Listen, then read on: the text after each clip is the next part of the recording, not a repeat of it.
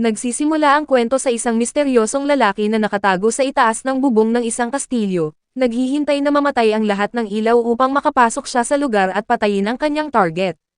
Ngunit bago pa man siya makagalaw, naramdaman niya na may tao sa likod niya at lumingon upang makita ang isang batang lalaking may itim na buhok na nakatayo sa tuktok ng isa sa mga tore, na nakatingin sa kanya mula sa malayo. Agad na nanginginig ang nakatalukbong lalaki, na iniisip na ang batang ito ay isa pang hitman tulad niya. Ngunit nang tinignan niya ng malapitan, napagtanto niya na ang batang ito ay walang iba kundi ang maalamat na tahimik na mamamatay tao na kilala sa kanyang napakalakas na kakayahan. Napagtanto ng nakatalukbong lalaki na wala siyang pag-asa para sa pagtakas at kailangan niyang lumaban, kaya agad siyang tumakbo upang makakuha ng mas magandang anggulo, at naghagis ng mga matutulis na spike na metal sa tahimik na mamamatay tao.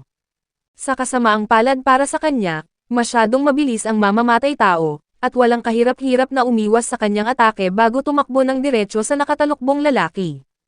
Hinugot ng lalaki ang kanyang punyal at sinubukang tapusin ito sa isang saksak, ngunit ang batang may itim na buhok ay nagawang harangin at pigilan ang kanyang atake gamit ang kanyang sariling punyal sa isang iglap.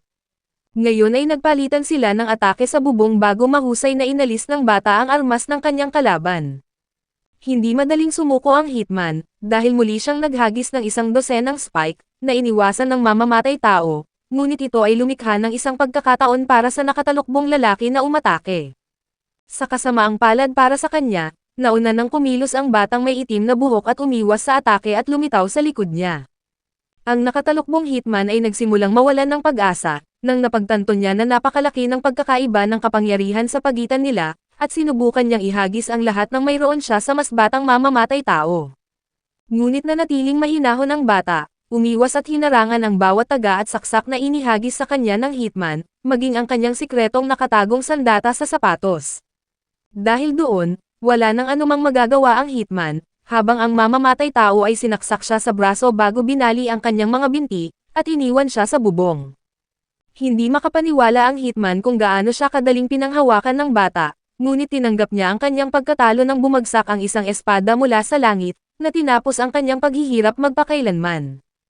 Sa pagkawala ng kanyang kalaban, pumasok ang mamamatay tao sa silid ng kanyang target na natutulog sa kama ng walang kaalam-alam sa panganib na kinakaharap niya. Muli niyang pinatatag ang kanyang loob at inilabas ang kanyang punyal upang saksakin ang kanyang target at tinapos ang kanyang misyon. Kamakailan lamang, ang nakakatakot na mamamatay tao na ito ay isang ordinaryong malungkot na binata na nagngangalang Akira, na nagmula sa Japan na nag-aaral sa high school, at mas gusto niyang mag-isa at magbabasa ng manga sa kanyang telepono. Karamihan sa kanyang mga kaklase ay hindi siya gaanong pinapansin, ngunit isang mapagpalang araw, may bigla ang pagkasira sa kanilang realidad ang nangyari, at siya nakasama ang lahat ng kanyang mga kaklase ay inilipat sa isang ganap na naiibang mundo sa gitna ng isang hukuman. Lahat sila ay natakot, nagtataka kung ito ay panaginip o isang uri ng kalokohan, nang dumating ang isang matandang salamangkero sa pamamagitan ng isang pintuan, nagsasabing nais makipag-usap sa kanila ang kamahalan na isang hari. Wala sa kanila ang nakakaintindi kung anong nangyayari, habang ang ilan ay nag-iisip na ito ay isang uri ng costume party. Ngunit hindi nagtagal, pumasok ang hari sa silid kasama ang prinsesa, at tinanggap sila sa bagong mundo kung saan sila ay tinawag ng isang espesyal na ritual ng mahika. Agad na nagsimula ang hari sa kanyang negosyo, nagsasabing siya ang pinuno ng pinakamalaking kaharian ng mga tao, na kasalukuyang nasa banta ng atake mula sa mga demonyo. Inaangkin niya na tanging isang bayani mula sa ibang mundo ang nagtataglay ng tunay na kapangyarihan upang talunin ang demonyong Panginoon para sa ikabubuti ng lahat, kung hindi ay lahat sila ay mapapahamak sa kamatayan at pagkawasak. Pagkatapos ay nagsalita ang salamangkero, nagsasabing kailangan nilang hanapin kung sino ang bayani, at inutusan ang bawat isa na sumulong at ilagay ang kanilang mga kamay sa kristal na mahika ng paisa-isa. Isa sa mga nasasabik na lalaki ang nauna, inilagay ang kanyang mga kamay sa kristal upang ibunyag ang kanyang katayuan, na naging walang kwenta kundi isang tagapagsanay ng hayop. Mukha siyang nabigo, ngunit sinabi sa kanya ng salamangkero na huwag mag-alala, dahil mayroon pa rin siyang mga istatistika na malayo sa abot ng sinumang normal na tao. Paisa-isa, natutunan ng mga mag-aaral ang kanilang katayuan at ang ilan ay naging salamangkero, ang ilan ay naging knights, at ang ilan ay naging healer. Ngunit may napansin si Akira na kakaiba, dahil tila lahat ay may panimulang istatistika na 180, habang ang kanyang mga istatistika bilang isang mamamatay tao ay 10 beses kaya nasa 1800. Sa wakas, ang susunod na lalaki na nagngangalang Sato ay lumapit sa Crystal Ball, at ibinunyag na siya ang bayani sa kanilang lahat na may panimulang istatistika na 1,000. Binati siya ng matandang salamangkero, nagsasabing ang panimulang istatistika ng bawat isang tao ay nasa pinakamataas na 500, ngunit dahil siya ay isang bayani, doble ang kanyang mga istatistika. Nagpapatunay ito na mayroong mali sa mga istatistika ni Akira, dahil tila halos doble ang kanyang mga istatistika kaysa sa mismong bayani. Lahat ay nagpalakpakan kay Sato dahil siya ang pinakasikat na lalaki sa klase, habang isa sa mga kaklase ni Akira ang nagtulak sa kanya upang ibunyag din ang kanyang mga istatistika sa lahat. Iniisip ni Akira ang sitwasyon na kanilang kinakaharap, at isinasaalang-alang na wala silang nalalaman tungkol sa mundong ito o kung paano ito gumagana. Pakiramdam niya ay isang tanga na ibunyag ang gayong abnormal na numero, at dapat muna siyang makakuha ng mas maraming impormasyon tungkol dito. Sa pagtatapos ng pag-aayos ng mga istatistika ng lahat at pagkakabunyag ng bayani, sinabi ng matandang salamangkero na bibigyan sila ng mga armas at iba pang kagamitan ayon sa kanilang mga klase, at ipapadala sila sa kanilang mga silid para sa gabing iyon. Habang bumabalik sa kanilang mga silid, napansin din niya ang isang nakatagong kamera, na nangangahulugang sinusubaybayan sila ng mga taong ito na talagang nakakapagtaka. Dahil doon ay nagpasya siyang gamitin ang kanyang kakayahang magtago ng presensya upang makalabas ng hindi napapansin.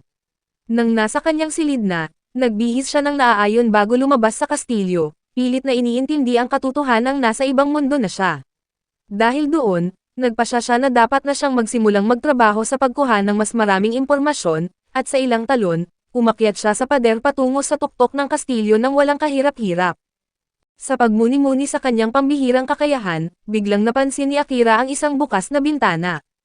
Tahimik siyang pumasok sa pribadong silid ng hari, kung saan narinig niya ang hari na tinatanong ang prinsesa kung ang lahat ay umaayon sa plano. Tiniyak ng prinsesa na ang mga estudyante mula sa kabilang mundo ay walang alam sa totoong sitwasyon, at may kakaunting kapangyarihang mahika, na hindi nagdudulot ng banta. Inutusan siya ng hari na manatiling alerto bago bumalik sa kanyang trabaho. Gamit ang kanyang kasanayan na concealed presence, halos hindi nakikita si Akira habang nakatayo sa tabi ng hari, at pinag-iisipan kung gaano kadali niyang matatapos ang buhay ng Maharlika bago magpasya laban dito. Kinabukasan, sa hapagkainan, pinagmamasdan ni Akira ang kanyang mga kaklaseng walang iniisip.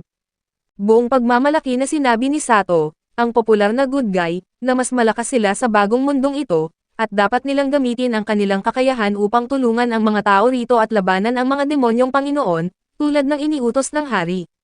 Masiglang sumang-ayon ang ibang mga estudyante sa naisip na planong ito. Gayunpaman, si Akira ay nag-iisip kung dapat ba niyang ibunyag ang kanyang natuklasan, napagtanto na ang mga tangang ito ay bulag na nagtiwala sa hari at prinsesa bilang mga kaalyado. Pagkatapos ng almusal, nagtipon ang mga estudyante sa training ground. Ipinakilala ni Saran ang kanyang sarili, bilang Lord Commander ng hukbong panghukbo, at ipinapaliwanag na bilang mga baguhan, sila ay sasailalim sa isang buwang pagsasanay bago ipadala sa isang piitan upang subukan ang kanilang kakayahan. Agad na hinikayat ni Sato ang lahat, nangako na gagawin nila ang kanilang makakaya, ngunit si Akira na nakatago pa rin ay pinagmamasdan ang pagpupulong mula sa malayo. Plano niyang magtipon ng mas maraming impormasyon ng mag-isa, ngunit sa kanyang pagtataka, sinundan siya ni Saran matapos ipagkatiwala ang klase sa kanyang tenyente na sigil. Nagtataka si Akira kung nawala na ba ang bisa ng kanyang kasanayang concealed presence, o mayroon itong limitasyon sa oras, ngunit ngumiti lang si Saran. Tiniyak ni Saran kay Akira na gumagana ng perpekto ang kanyang mga kakayahan. Pagkatapos ay ibinunyag niya ang kanyang sariling mahiwagang paningin, na nagpapahintulot sa kanya na makita ang mga pagkakaiba sa temperatura, na siyang nagbibigay ng walking thermal camera sa kanya. Ngayon ay nagulat si Akira, kaya agad niyang hinawakan ang kanyang sandata, at nagtanong kung magkakaroon sila ng problema. Gayunpaman ay pinapakalma siya ni Saran, sinasabing wala siyang balak na ilantad si Akira sa hari o prinsesa. Kahit na nag-aalangan, tinanong ni Akira kung sino ang tunay na kinakampihan ni Saran, at sumagot si Saran na ang sitwasyon ay mas komplikado kaysa sa simpleng paliwanag. Dahil naramdaman ang katapatan ni Saran, bahagyang ibinaba ni Akira ang kanyang depensa, at binanggit ang kanyang hangarin na bisitahin ang aklatan upang makakuha ng impormasyon. Nang tanungin ni Saran ang antas ng kanyang kakayahang concealed presence, inihayag ni Akira na ito ay ganap na isang nakakagulat na tagumpay, ngunit ang lahat ng iba pa niyang kakayahan ay antas isa lamang, at hindi niya alam kung paano mapapabuti ang mga ito. Ngumiti si Saran, na nagsasabing makakatulong siya, dahil hindi naman makukuha ni Akira ang talagang kailangan niya sa aklatan. Ngunit nag-alinlangan si Akira, tinatanong kung gaano niya mapagkakatiwalaan si Saran, ngunit ang akit ng mas malaking kapangyarihan ay hindi maitatanggi. Ngayong kontrolado ang kanyang emosyon, tinanong niya si Saran kung paano siya makakauwi. Inamin ni Saran na hindi niya alam, ngunit binigyang diin na kailangan ni Akira na lumakas hanggat maaari, at ipinaliwanag niya na ang kaligtasan ni Akira ay mahalaga upang makahanap ng paraan pabalik. Si Akira, na hindi mahilig sa libreng pabor, ay nag-alok na bayaran si Saran sa pamamagitan ng pagbabahagi ng kanyang kaalaman tungkol sa kanyang sariling mundo. Ang pagpapalitan na ito ang nagtatak ng kanilang tiwala, at kinamayan ni Akira si Saran, na siyang unang taong pinili niyang pagkatiwalaan sa bagong mundong ito. Hindi nagtagal, nagsimulang matuto si Akira tungkol sa iba pang lahi, tulad ng mga halimaw na tao at elves, na nakatira sa magkakahiwalay na kontinente. Patuloy siyang nagsasanay ng kanyang pisikal at mental na kakayahan, naiintindihan na ang patuloy na pagsasanay lamang ang paraan upang mapataas ang kanyang mga kasanayan at mapabuti. Samantala, ang kanyang mga kaklase ay nagsasanay ng hiwalay sa ilalim ng pagtuturo ni Gil. Isang gabi, nakipagkita si Akira kay Saran, matapos makahanap ng isang libro na pinaniniwalaan niyang isinulat ng Lord Commander. Kinuha ni Saran ang libro at ngumiti, kinumpirma niya na ito nga ang kanyang plano na pabagsakin ang hari, na pagtanto niya na matalino na ginawang isang cookbook. Isiniwalat ni Saran na ang hari ay isang sirang tao na hindi na kayang ayusin, at malapit nang magsagawa ng isang mapanganib na plano upang baguhin ang takbo ng mundo, na hindi maaaring hayaan ni Saran. Sa kabila ng pagiging commander ng mga Royal Knight na may sagradong tungkulin na protektahan ang hari, naramdaman ni Saran na kailangan niyang kumilos. Nauunawaan ni Akira ang problema ni Saran, at inamin na nagkaroon siya ng pagkakataong patayin ang hari noong gabing tinawag sila, ngunit hindi niya nagawa. Mainit na sumagot si Saran na tama ang desisyon ni Akira, na pinaalalahanan siya na ang pagiging isang mamamatay tao ay hindi nangangahulugan na kailangan niyang gumawa ng pagpatay. Sa wakas, lumipas ang isang buwan, at ang mga bayani ay handa na para sa mga piitan, at sinalubong sila ng buong lungsod na nagpalakpakan at sumisigaw. Gayunpaman, mula sa malayo ay napansin ni Akira ang isang babaeng nakatalukbong na nakatingin sa kanila ng masama. Ginamit niya ang kanyang kakayahan upang lumitaw sa likod nito, na ikinagulat niya, at tinanong niya kung bakit siya nakatingin sa kanila nang may labis na galit. Ipinaliwanag ng babaeng may asol na buhok na kinikilala sila ng lahat sa lungsod bilang mga bayani, ngunit alam niya ang tunay na sakripisyo na ginawa upang tawagin sila. Inamin ni Akira ang kanyang kawalan ng kaalaman tungkol sa anumang sakripisyo, ngunit siya na tulad ng isang NPC, ay sinabihan siyang alamin ito ng mag-isa at lumakad palayo. Hindi nagtagal, pumasok sila sa piitan, kung saan lumalabas ang mga halimaw mula sa bawat sulok. Ang bawat bato ay tila nagpapalitaw ng isang trapdoor, na naglalabas ng mas maraming halimaw. Ang mga estudyante ay mukhang pagod at mahina, habang walang kapaguran na pinigilan ni Akira ang mga umaatake, at pagkatapos ay tinanong niya si Saran kung dapat silang bumalik.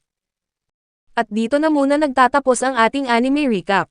Kung nag-enjoy ka ay huwag kalimutang mag-like, mag-subscribe at i-hit ang notification bell para lagi kang updated. Maraming salamat at kita-kits sa susunod na anime adventure.